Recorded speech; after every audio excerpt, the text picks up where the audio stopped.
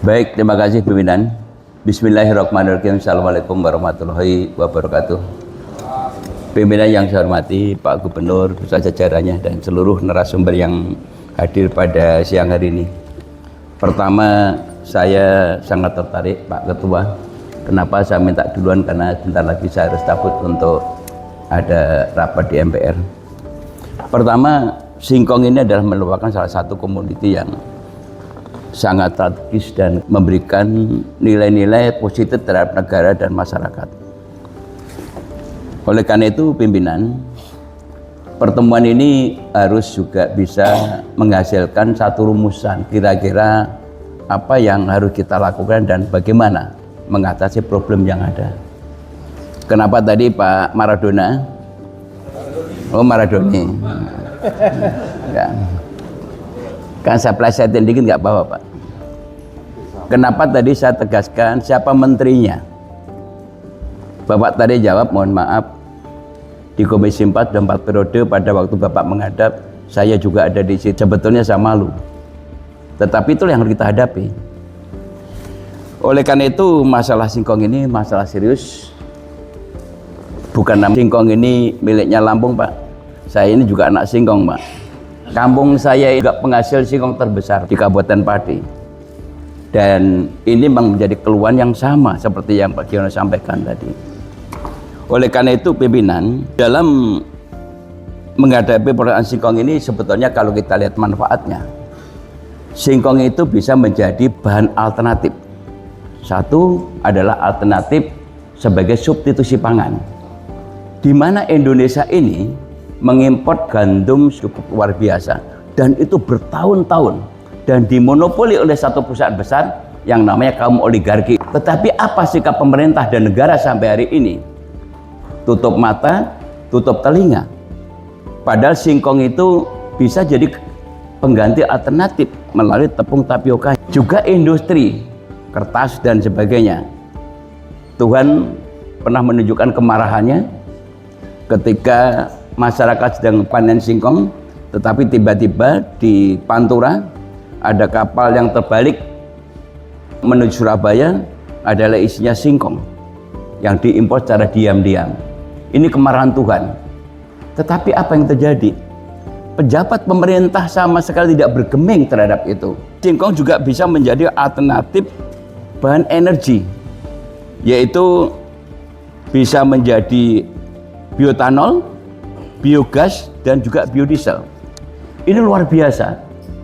Tetapi pemerintah kan tidak pernah melihat, hanya solusinya ketika terjadi defisit bahan baku impor. Apalagi disampaikan Pak Giono tadi dengan biaya 0%. Ini jelas bahwa ini adalah sebuah praktek yang ingin mematikan petaninya sendiri. Nggak ada keberpihakan sama sekali, tidak ada kehadiran negara. Oleh karena itu Pak Ketua, saya konkret saja mengusulkan bahwa ada dua undang-undang yang sekarang sedang kita bahas. Satu adalah Undang-Undang Pangan, maka nanti di Komisi 4 kebetulan saya juga dulu adalah inisiatornya, pimpinan panjanya, dan ini juga masuk di situ.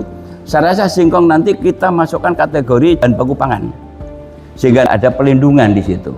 Dan kedua, juga di dalam Undang-Undang Energi Baru Terbarukan juga bisa dimasukkan singkong adalah merupakan alternatif bahan baku energi baru terbarukan, sehingga singkong betul masuk di berbagai undang-undang. Kemudian juga menjadi alternatif substitusi pangan, sehingga pangan itu tidak hanya mengandalkan beras saja.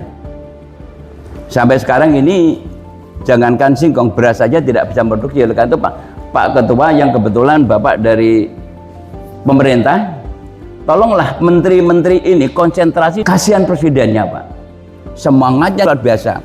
Beras konon katanya sudah 4 juta ton stok. Apa yang terjadi? Kemarin kunjungan ke Rio, saya minta dibuka data, tidak tutup-tutupi. Bappenas membuka, Bulog membuka, 4 juta ton beras itu ternyata importnya masih 1,7 juta. 4 juta itu stok produksi, dan kebohongan demi kebohongan akan tercium dan akan terbongkar. Ini masalah serius. Juga termasuk singkong. Para menteri mulai evaluasi. Masalahnya kalau negara ini menentukan harga eceran tertinggi, harga eceran terendah untuk produk-produk pertanian. Kalau seandainya lebih mahal 10%, 12%, toh untuk rakyat Indonesia, bukan rakyat luar negeri. Ini penting. Pak Harto pernah melakukan itu. Kenapa tidak kita ikuti? Kalau memang kita berpihak. Karena apa? Mohon maaf Pak, ini karena para pejabatnya terlalu banyak merangkap jabatan. Menduduki jabatan ini, menduduki jabatan itu. Kapan kerjanya untuk rakyat? Kalau terlalu banyak yang diurus, 1 minggu itu hanya 7 hari. Kalau menduduki jabatan 4 jabatan, seorang menteri dan wakil menteri, kapan ngurus rakyat? Gak bakalan Pak. Mereka tidak melihat fakta. Dan kedua, mohon nanti dalam undang-undang pangan ini ada satu pasal yang akan kita kembalikan untuk mengembalikan marwah negara ini untuk menjaga kedaulatan pangan kita, yaitu transformasi Bulog, di mana Bapak Presiden telah meminta agar Bulog dikembalikan kepada Bulog di masa lalu, sehingga Bulog itu akan menjadi buffer stok dan penyangga harga. Salah satu yang kita normakan dalam undang-undang singkong menjadi salah satu yang akan dibeli Bulog sebagai buffer stok dan penyangga pangan. Itu harus kita lakukan. Ini bentuk kebijakan politik kita. Dan kemudian Bulog menjadi satu-satunya lembaga buffer stok dan penyangga harga. Tidak ada lain dan tidak ada intervensi. Bulog bertanggung jawab kepada Presiden, Bulog menjadi regulator dan juga menjadi eksekutor.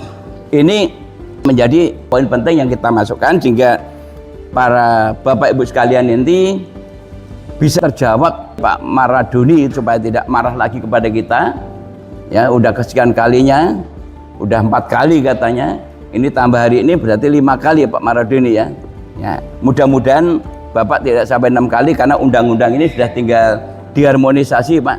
Insya Allah Bapak juga akan kita minta masukan dan kemudian ada keperbedaan dari pemerintah kepada para petani kita serius.